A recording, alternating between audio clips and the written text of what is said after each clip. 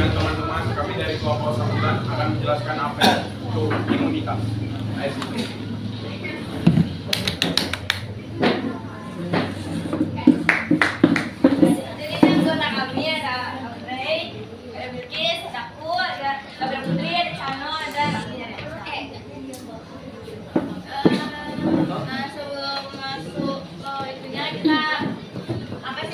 Vitamin imunitas itu sistem pertahanan untuk mengenal, mengancurkan, serta menanggulangi benda-benda asing atau sel abnormal yang berpotensi merugikan tubuh. Dengan adanya sistem pertahanan tersebut, itu tidak mudah terkena penyakit. Nah, fungsi dari sistem pertahanan tubuh itu apa sih? Fungsinya yang pertama ada melindungi tubuh dari serangan benda asing, menghancurkan jaringan dan sel yang mati, dan mengenali dan menghancurkan sel abnormal seperti kanker, tumor, dan yang lain. Nah, jenis-jenis sistem pertahanan tubuh itu yang pertama ada non-spesifik. Sistem pertahanan tubuh lapis pertama yang tidak membedakan mikropatogen atau satu dengan yang lainnya. Nah, ini tuh ada 3 pertahanan. Di sini buat yang non-spesifik ada 2, yaitu yang pertama ada kulit, membran mukosa, rambut, hidung, cairan sekresi. Yang kedua itu ada inflamasi sel fibrosis sama protein antimikroba. Itu ada jenis-jenisnya. Nah, ini yang pertama kan pertahanan fisik. Pertahanan di permukaan tubuh yang pertama ada pertahanan fisik. Ini ada di luar tubuh, yaitu di kulit sama membran mukosa. Jadi lanjut. Terus yang kedua pertahanan mekanis, itu tuh dilakukan oleh rambut hidung dan silia pada terakhir. Terus yang ketiga ada pertahanan kimiawi, itu tuh cairan kimiawi yang dilakukan oleh sekret yang dihasilkan oleh kulit dan membran mukosa. Kulit itu kan menghasilkan minyak dan keringat, itu menghasilkan air mata atau air liur membran mukosa. Terus selanjutnya ada pertahanan biologis, itu tuh dilakukan oleh populasi bakteri yang tidak berbahaya yang hidup di kulit dan membran mukosa. Bakteri tersebut itu melindungi tubuh dengan cara berkompetisi dengan bakteri patogen dalam memperoleh infeksi. Nah, ini respon peradangan atau inflamasi. Inflamasi itu merupakan respon tubuh terhadap kerusakan jaringan, misalnya akibat tergores atau terluka benturan keras. Nah, fungsi inflamasi itu untuk mencegah infeksi menyebar ke jaringan lain dan memberikan sinyal kalau adanya bahaya. Tidak, inflamasi itu seperti ada remar, dan kayak. Nah, ini mekanisme inflamasi ini kayak ada di LKPD, kan? Nah, yang pertama tuh jaringan mengalami luka, berusaha mengakibatkan patogen mampu melewati pertahanan tubuh untuk menginfeksi sel-sel tubuh. Jaringan yang terinfeksi merangsang mastosid mengeluarkan histamin dan prostaglandin. Lalu yang kedua, pelebaran pembuluh darah itu mengakibatkan peningkatan kecepatan aliran darah dan permeabilitas pembuluh darah meningkat, mengakibatkan terjadinya perpindahan sel-sel fagosit menuju jaringan yang terinfeksi. Yang ketiga, sel-sel fagosit kemudian memakan patogen melalui proses fagosit.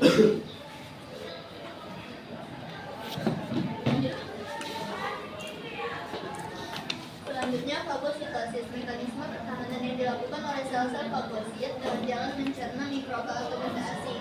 Jadi sel fagosit itu ada 2, yaitu fagosit mononuklear, yaitu monosit yang berperan sebagai makrofag, dan fagosit polinuklear.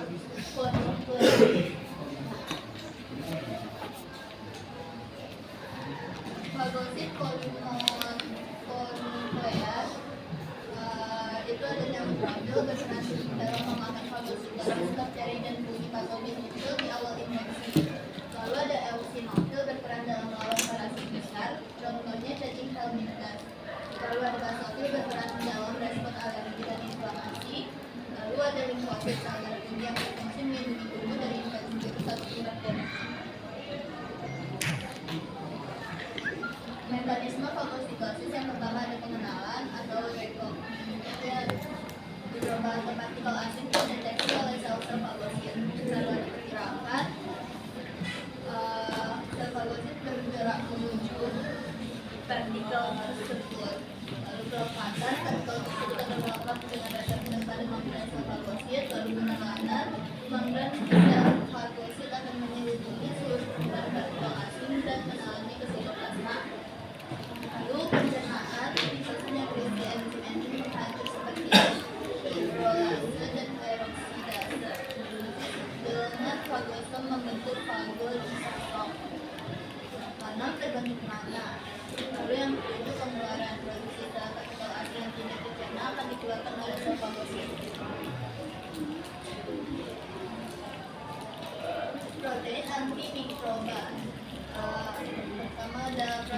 Pengganan memberi maklum bakteri penginfeksi dengan cara membentuk lubang pada dinding sel dan membran plasma bakteri tersebut. Hal ini mengakibatkan ion-ion kalsium keluar dari sel bakteri. Sementara itu, cairan dan garam-garam dari luar bakteri akan masuk ke sel bakteri. Masuknya cairan dan garam mengakibatkan sel bakteri hancur. Selanjutnya, interferon. Interferon yaitu protein antivirus yang berfungsi menghalangi multiplikasi virus. Interferon dihasilkan oleh sel-sel yang terinfeksi oleh virus. Senyawa tersebut dihasilkan ketika virus memasuki tubuh tidak melalui pembuluh darah, melainkan melalui kulit dan selaput lendir.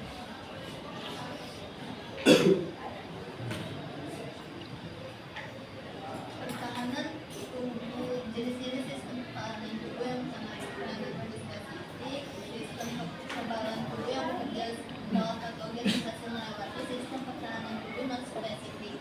Sistem pertahanan tubuh spesifik sama dengan sistem kekebalan tubuh.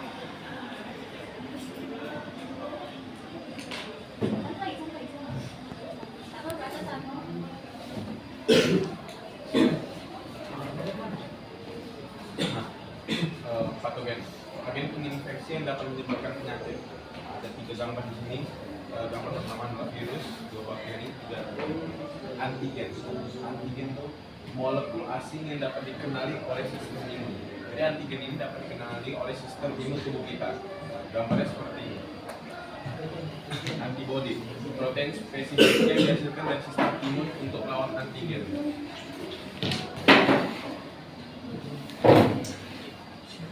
Satu, limfosit. Salah satu jenis sel darah putih yang bekerja untuk mempertahankan kekebalan tubuh. Jadi dia ini berfungsi untuk mempertahankan kekebalan tubuh kita. Nah, limfosit itu ada 2, ada sel B dan sel T. Sel B, B-cell activation. Gambarnya itu kayak awalannya itu dari virus, kemudian jadi antigen, kemudian jadi B-cell activation, lymphoblast, kemudian jadi B-cell, plasma cell, dan antibody.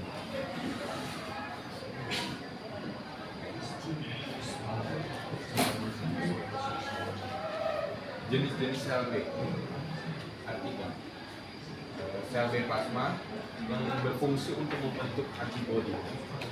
2, sel B pengingat, berfungsi untuk mengingat antigen yang pernah masuk ke dalam tubuh kita, serta menstimulasikan pembentukan sel B plasma jika terjadi infeksi kedua.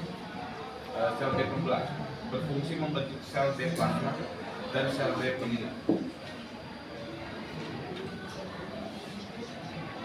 Sel T. Sel T mengalami proses pembentukan di sum-sum tulang dan proses pematangan terjadi di kelenjar timus. Sel T berperan dalam pembentukan kekebalan seluler dengan menyerang sel penghasil antigen secara langsung. Jenis-jenis sel T. Jenis-jenis sel T itu ada 3. Sel T pembunuh, yaitu untuk menyerang patogen yang masuk dalam tubuh. 2, sel T pembantu, menstimulasi pembentukan jenis sel T dan lainnya serta sel B plasma.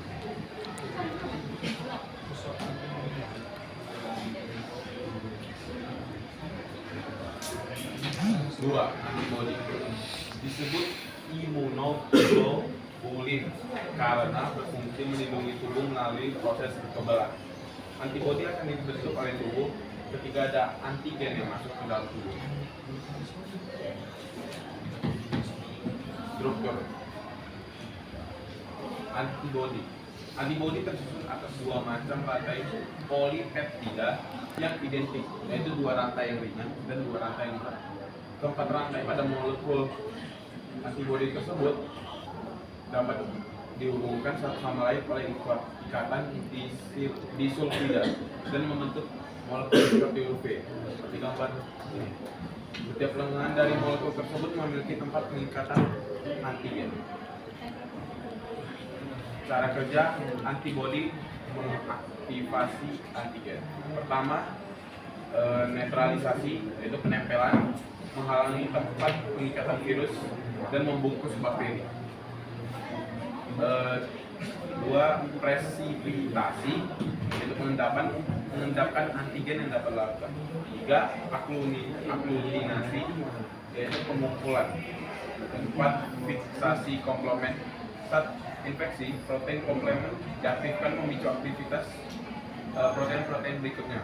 Hasilnya adalah virus dan sel-sel patogen mengalami disease. Nah, macam-macam antibody. Jumlah paling banyak itu sekitar 80% pada pasenta ibu hamil. Jadi,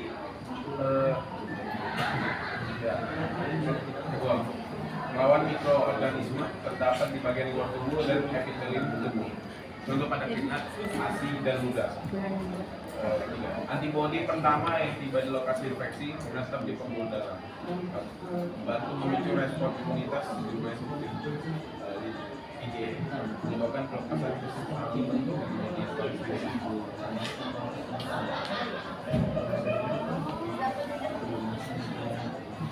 Lalu ada respon kekebalan tubuh terhadap antigen. Ada kekebalan humoral, itu tuh kekebalan humoral tuh aktivitas sel B dan antibodi yang berada dalam cairan darah dan limfa. Terus ada kekebalan seluler. Kekebalan seluler itu menyebabkan sel T yang bertugas menyerang sel asing dengan menghasilkan sel T penol dan sel T putih. Jadi kekebalan humoral itu aktivitas sel B, sedangkan kekebalan seluler itu sel T. Kalau kekebalan humoral itu di sini ada respon kekebalan primer dan kekebalan sekunder. Primer itu patogen dan antigen itu masuk ke tubuh untuk pertama kalinya, sel B akan membentuk sel B plasma dan sel B memori. Yang respon kekebalan sekunder itu jika antigen itu masuk ke dalam tubuh, sel B pengingat akan mengenalinya dan akan membuka sel B plasma hingga terbentuk antibodi. Nah, kalau kekebalan seluler tadi yang aktivitas sel T itu melibatkan sel yang menyerang sel asing atau jaringan tubuh yang terinfeksi secara langsung.